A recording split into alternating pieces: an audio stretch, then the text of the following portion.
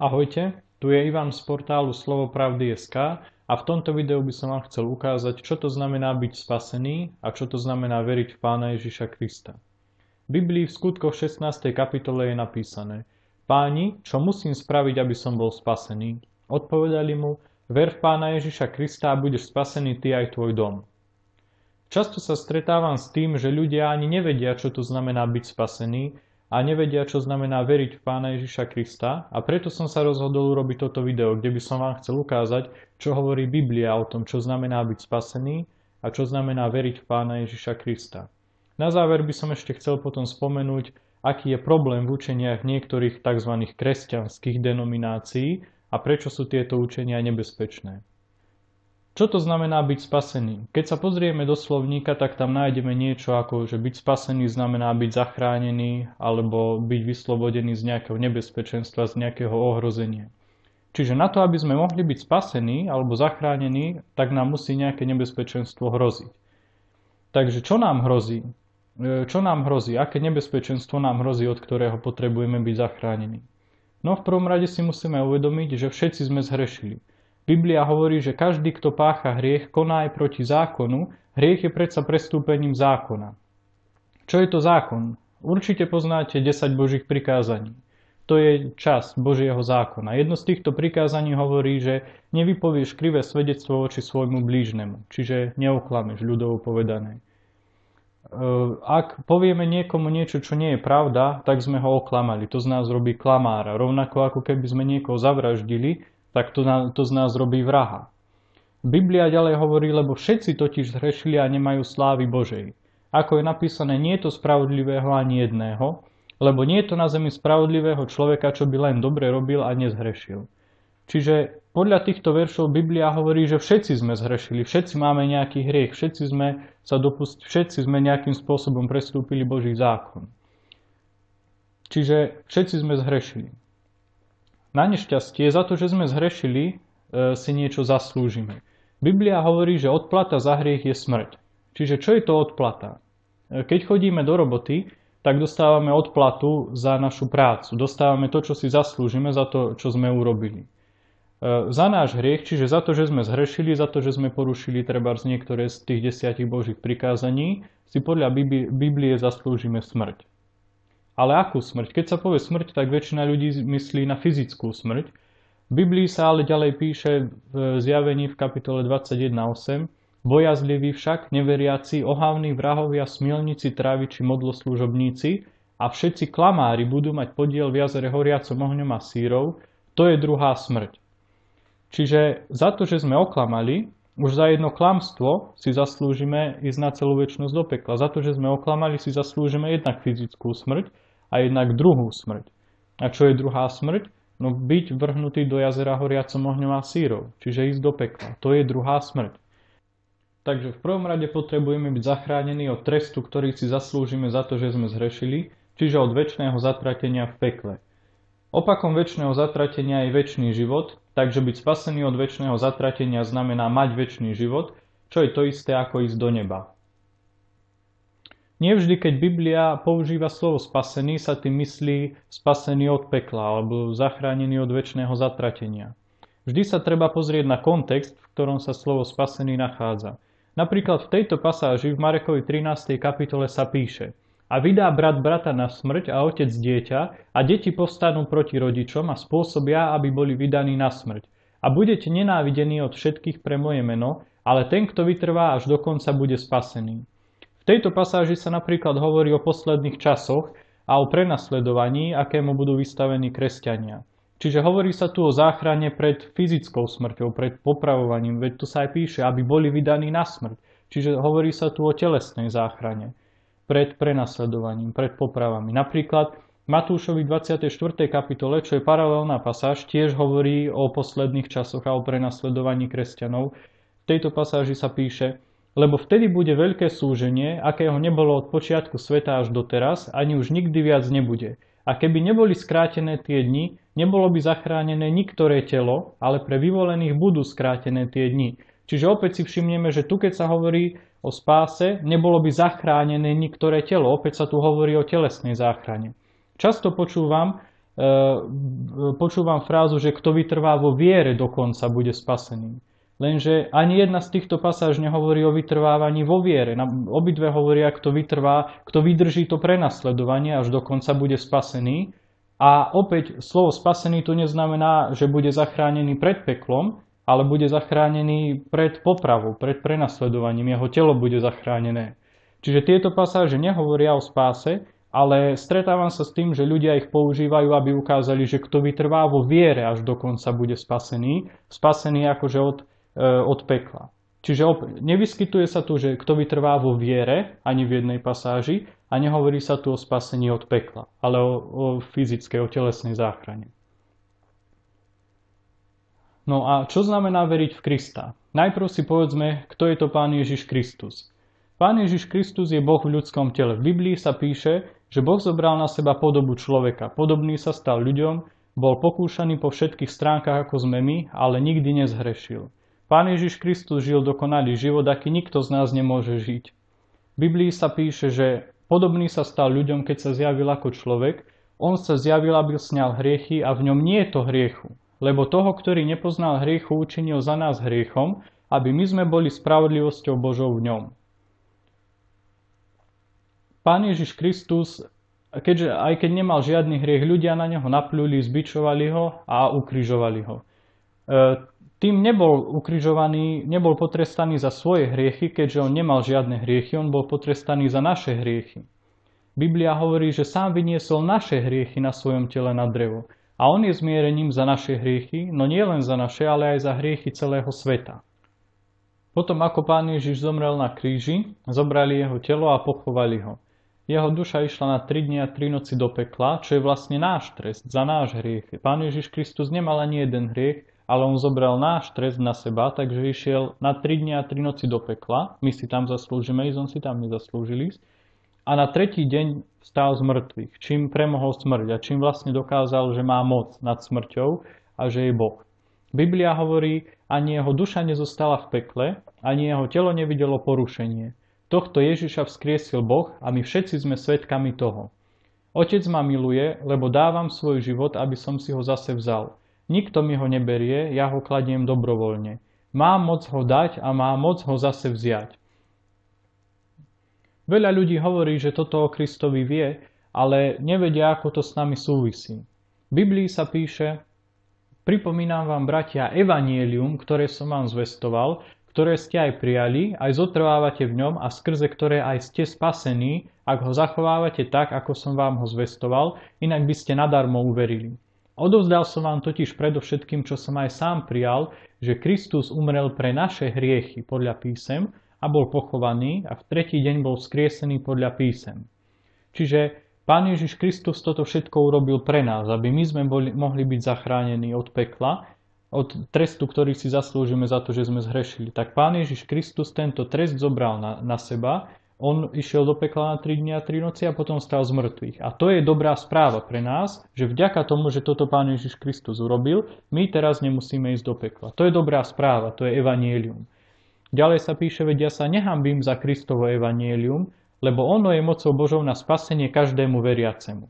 Čiže vidíme, že evanjelium je mocou Božou na spasenie tomu, kto verí v evanjelium. Na to, aby sme boli spasení, musíme veriť v Kristovo evanjelium, čiže spoľahnúť sa na to. Čo teda znamená veriť v Krista?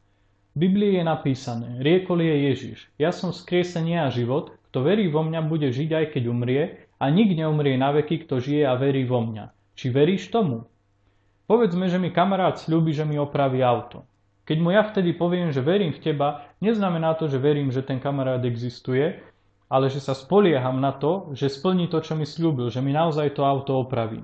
Ak sa potom ja rozhodnem, že si to auto spravím sám, je to dôkaz toho, že sa nespolieham na neho, ale že si to chcem spraviť po svojom.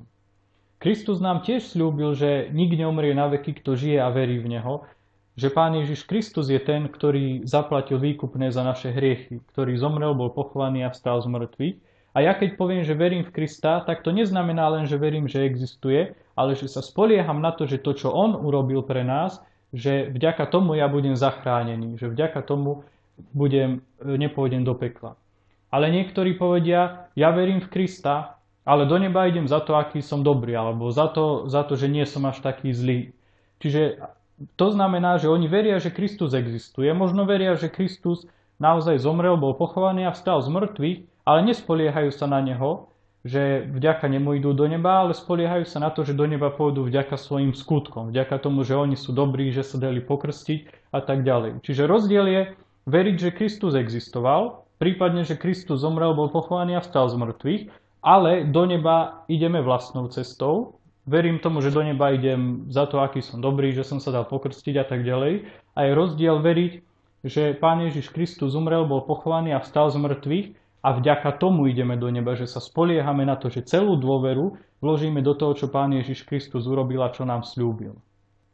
Takže ešte raz, veriť v Krista znamená spoľahnúť sa na to, že Pán Ježiš Kristus zobral náš trest za naše hriechy na seba, tým, že zomrel, bol pochovaný a išiel na 3 dní do pekla, hoci nemal žiadny hriech a nakoniec stál z mŕtvych a tým nás vykúpil, vďaka čomu nikdy nepôjdeme do pekla. To je naša cesta do neba. Pán Ježiš Kristus hovorí, ja som cesta, pravda a život, nik neprichádza k Otcovi, ak len nie skrze mňa. Je veľmi dôležité uvedomiť si, čo spravil Kristus pre našu spásu a čo my musíme spraviť pre našu spásu. Pán Ježiš Kristus žil život bez hriechu, umrel na kríži, bol pochovaný a vstal z mŕtvych ako výkupné za naše hriechy. Biblia hovorí, že on je zmierením za naše hriechy a nie len za naše, ale aj za hriechy celého sveta.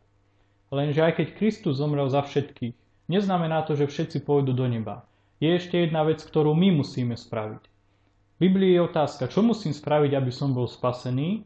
Odpovedali mu, ver v Pána Ježiša Krista a budeš spasený. A všimnime si, že nie je tam napísané len ver v Pána Ježiša Krista a nič. Ale je napísané ver v Pána Ježiša Krista a budeš spasený. Takže ak by bolo treba ešte niečo iné urobiť, tak by apoštoli potom tohto človeka oklamali, keď mu povedali, že ver v Pána Ježiša Krista a budeš spasený.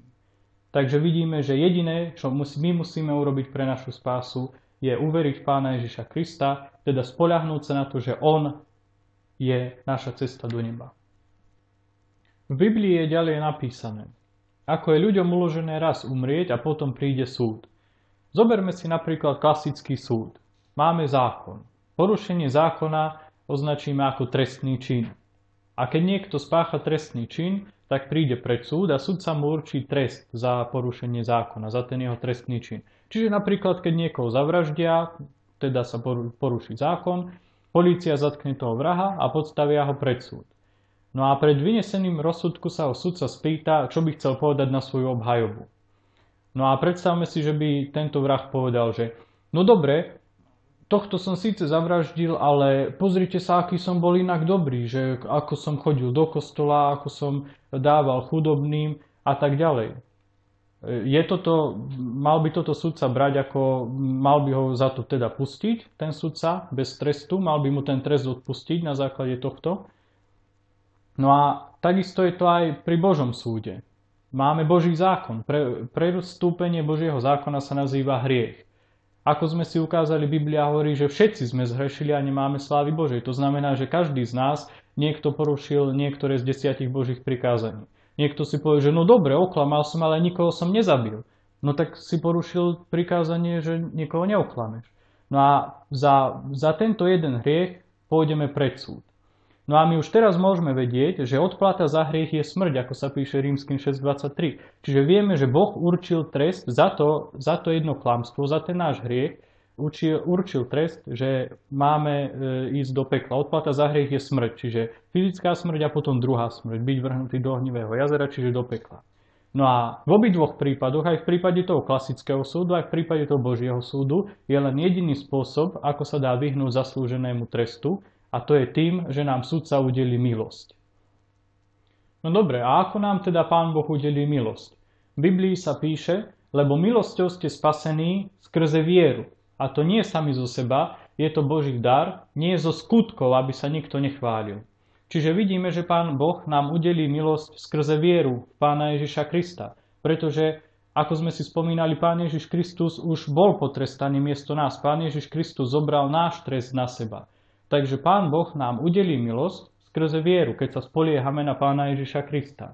A to nie sami zo seba, je to dar Boží, nie zo skutkov. Čiže nedostaneme milosť za to, aký sme dobrí, keď prídeme a povieme Pánu Bohu, že no dobre, máme tento hriech, ale pozri sa, aký sme boli dobrí, ako sme rozdávali chudobným a tak ďalej. Tak tu je jasne napísané, že nie je zo skutkov. Za to nám Pán Boh neudelí milosť, ale skrze vieru v Pána Ježiša Krista. Ďalej sa píše, kto však nekoná skutky, ale verí v toho, ktorý ospravedlňuje bezbožného, tomu sa jeho viera počíta za spravodlivosť. Ako aj Dávid blahoslaví človeka, ktorému Boh bez skutkov počíta spravodlivosť. Blahoslavení, ktorým neprávosti boli odpustené a ich hriechy prikryté. Blahoslavený muž, ktorému Pán nepočíta hriech. Čiže vidíme, že ak veríme v Pána Ježiša Krista, Pán Boh nám odpustí všetky hriechy a nebude nám počítať hriech. Ďalej sa píše, veru, veru hovorím vám, kto počuje moje slovo a verí tomu, ktorý ma poslal, má večný život a nejde na súd, ale prešiel zo smrti do života. Čiže kto uveril v Krista, čiže spoľahol sa na neho, vložil celú svoju dôveru do toho, čo Pán Ježiš Kristus pre nás urobil, o tom Biblia hovorí, že nejde na súd, lebo už nemá za čo byť súdený. Keď veríme v Pána Ježiša Krista, že bol potrestaný miesto nás za každý náš hriech, tak za aký hriech by nás Pán Boh ešte odsúdil? Ľudia často hovoria, že až na súde uvidíme, či pôjdeme do neba alebo do pekla. Lenže Biblia hovorí, kto verí v Neho, nebude súdený, kto neverí, už je odsúdený, pretože neuveril v meno jednorodeného Syna Božieho. Čiže nemusíme už čakať na súd. Už teraz môžeme vedieť, že kto neverí, už je odsúdený. Lebo všetci sme zhrešili a nemáme slávy Božej, a zachránení môžeme byť jedine tým, že uveríme. No a tu Biblia jasne hovorí, že kto neuverí, už je odsúdený. Ale nie preto, že by nebol dosť dobrý, alebo preto, že nespravil dosť dobrých skutkov, ktoré by vyvážili jeho hriechy. Nie, tu je napísané, že kto neverí, už je odsúdený, pretože neuveril v meno jednorodeného Syna Božieho. Jediný spôsob, ako sa môžeme vyhnúť zaslúženému trestu, je tým, že uveríme v Pána Ježiša Krista. Ďalej sa píše, všetci totiž zhrešili a nemajú slávy Božej, ale ospravedlnení sú zadarmo z jeho milosti skrze vykúpenie v Kristovi Ježišovi, ktorého Boh dal ako prostriedok zmierenia skrze vieru v jeho krvi, aby dosvedčil svoju spravodlivosť prehliadnutím hriechov páchaných predtým v čase Božej zhovievavosti, aby tak dosvedčil svoju spravodlivosť v terajšom čase, aby on bol spravodlivý a ospravedlnil toho, kto verí v Ježiša. Čiže ďalšia pasáž, kde vidíme, že všetci sme zhrešili a nemáme slávy Božej, ale ospravedlnení sme zadarmo z milosti skrze vykúpenie v Kristovi Ježišovi. Čiže skrze to, že Pán Ježiš Kristus už zobral náš trest na seba. A ak to veríme, tak toto písmo hovorí, že Boh ospravedlní každého, kto verí v Ježiša. Takže páni, čo musím spraviť, aby som bol spasený? Odpovedali mu, ver v Pána Ježiša Krista a budeš spasený, ty aj tvoj dom. Teraz by som vám ešte chcel ukázať, čo učia niektoré tzv. Kresťanské denominácie ako odpoveď na otázku, čo musím spraviť, aby som bol spasený. V Biblii sa raz niekto Pána Ježiša Krista spýtal, že koľko je vlastne tých, čo budú spasení. Kristus mu odpovedal, vchádzajte tesnou bránou, lebo priestranná brána a široká cesta vedie do zahynutia a mnohí ňou vchádzajú, ale do života vedie tesná brána a úzka cesta a málo je tých, ktorí ju nachádzajú. Keď sa nad tým zamyslíme, tak väčšina sveta ani len netvrdí, že veria v Krista. Ale ešte aj Kristus nás ešte varoval, že aj medzi tými, ktorí mu hovoria, Pane, Pane, ktorí sa k nemu hlásia, ktorí tvrdia o sebe, že sú kresťania, že nie všetci budú spasení. Ďalej sa píše, nie každý, kto mi hovorí, Pane, Pane, vojde do kráľovstva nebeského, ale ten, kto činí vôľu môjho Otca nebeského. Mnohí mi povedia v onen deň, Pane, Pane, či sme neprorokovali v Tvojom mene, a či sme nevyháňali démonov v Tvojom mene, a či sme nerobili mnohé divy v Tvojom mene. A vtedy im vyhlásim, nikdy som vás nepoznal, odíďte odo mňa, páchatelia neprávostí. Čiže vidíme, že nestačí Kristovi hovoriť, Pane, Pane. Sú ľudia, ktorí sa hlásia ku Kristovi, ktorí ho nazývajú svojim pánom, ktorí by vám povedali o sebe, že sú kresťania, ale na konci im Kristus povie, že ich nikdy nepoznal. Takže aký je problém u týchto ľudí? Ďalej sa píše, že kto činí vôľu môjho Otca nebeského. Veľa ľudí si myslí, že činiť vôľu Kristovho Otca znamená konať nejaké skutky, že to znamená dať sa pokrstiť, alebo chodiť na sviatosti, alebo konať dobré skutky. Aj títo ľudia si mysleli, že činiť vôľu znamená konať skutky. Veď sa pozrite, čo mu povedali. A či sme neprorokovali v tvojom mene? A či sme nevyháňali démonov v tvojom mene? A či sme nerobili mnohé divy v tvojom mene?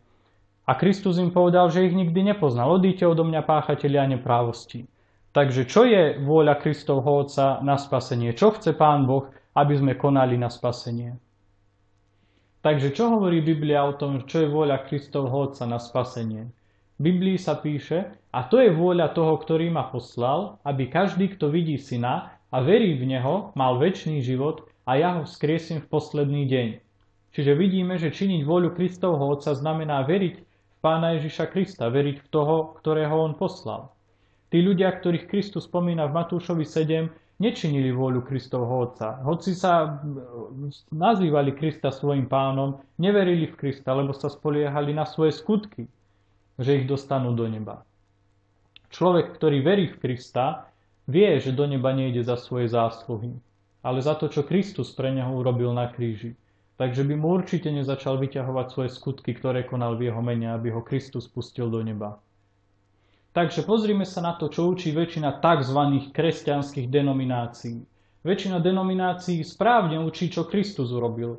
Správne učia, že Kristus bol Boží syn, ktorý nemal žiadny hriech a že umrel na kríži, bol pochovaný a vstal z mŕtvych. Lenže čo denominácia, to iné učenie o tom, čo my musíme spraviť, aby sme boli spasení. Všetky falošné učenia sú postavené na tom, že viera nestačí, že proste nestačí len veriť. Treba ešte konať aj nejaké skutky. Treba sa ešte dať pokrstiť, treba sa ešte odvrátiť od hriechu, treba chodiť na sviatosti alebo konať iné skutky. Lenže ak niekto verí tomu, že musí konať nejaké skutky na to, aby sa dostal do neba, tak on neverí v skutočnosti v Krista, že Kristus už urobil všetko potrebné, že Kristus zomrel, bol pochovaný a vstal z mŕtvych ako výkupné za naše hriechy. Pre nich toto nemá žiadnu cenu, nemá to pre nich žiadny význam, pretože oni síce veria, že Kristus zomrel, bol pochovaný a vstal z mŕtvych, ale pre istotu ešte aj konajú ďalšie skutky, lebo sa im to zdá asi príliš ľahké. Keby stačilo len uveriť, tak by to asi bolo príliš ľahké. Lenže spása podľa Biblie je o tom, že ona je pre nás ľahká, lebo tú ťažkú časť už za nás urobil Pán Ježiš Kristus na kríži. A preto všetká sláva patrí jemu. My si ju nezaslúžime, my sa nemáme čím chváliť. Nikto z ľudí si nikdy nezaslúžil ísť do neba. Všetci išli len z milosti vďaka Kristovým zásluhám. Takže aké skutky? Ďalším falošným učením je, že máme dať svoj život Kristovi, aby sme boli spasení. Alebo že máme urobiť Krista pánom svojho života na to, aby sme boli spasení. Lenže v Biblii sa nikde nepíše, že daj svoj život Kristovi a budeš spasený. Alebo urob Krista pánom svojho života a budeš spasený. A čo to vlastne znamená dať svoj život Kristovi? To ani nikto poriadne nevie. Ale to nie je evanjelium, že my máme dať Kristovi svoj život. Evanjelium je, že Kristus dal svoj život za nás. Lebo tak Boh miloval svet, že svojho jednorodeného syna dal, aby nezahynul, ale večný život mal každý, kto verí v Neho. Boh nepotrebuje od nás, aby sme mu my dali nejaké naše skutky alebo niečo na spasenie. Keby bolo možné dostať sa do neba za naše skutky, Boh by neposlal svojho syna zomrieť za nás na kríži. Nechcem tým povedať, že títo ľudia, ktorí chcú robiť dobré skutky na svoje spasenie, že nemajú dobré úmysly. Chcem len povedať, že títo ľudia nepoznajú Kristovo evanjelium, nepoznajú teda, akú cestu Boh pre nás určil do neba. V Biblii sa píše: Bratia, túžbou môjho srdca a prosbou k Bohu za nich je, aby boli spasení, lebo vydávam im svedectvo, že horlia za Boha, ale nie podľa správneho poznania. Keďže nepoznajú spravodlivosť Božiu a snažia sa uplatňovať svoju, nepodali sa spravodlivosti Božej. Koniec zákona je totiž Kristus, aby sa spravodlivosti dostalo každému veriacemu. Takže vidíme, že problém týchto ľudí nie je, že by mali zlé úmysly, ale že nepoznajú Božiu vôľu pre nás na spasenie. A na to je aj toto video, aby ste získali poznanie. Už teraz by ste mali vedieť, že vôľa Boha je, aby každý, kto vidí Syna a verí v Neho, mal večný život a že Boh dokazuje svoju lásku k nám tým, že Kristus umrel za nás, keď sme boli ešte hriešni. Čo teda hovorí Biblia o tom, ako byť spasený? Páni, čo musím spraviť, aby som bol spasený? Odpovedali mu: ver v Pána Ježiša Krista a budeš spasený ty aj tvoj dom. Ak vás toto video zaujalo, môžete navštíviť aj náš web www.slovopravdy.sk, kde nájdete viac informácií, ktoré sa týkajú biblickej spásy. V budúcnosti plánujeme ešte aj ďalšie videá, napríklad na tému večná istota spasenia, alebo ako súvisí viera a skutky, alebo aký je rozdiel medzi spásou a učeníctvom. Takže ak vás tieto témy zaujímajú, môžete sa prihlásiť aj na odber nášho kanála tu na YouTube. Takže ďakujem vám za pozornosť a verte v Pána Ježiša Krista a budete spasení.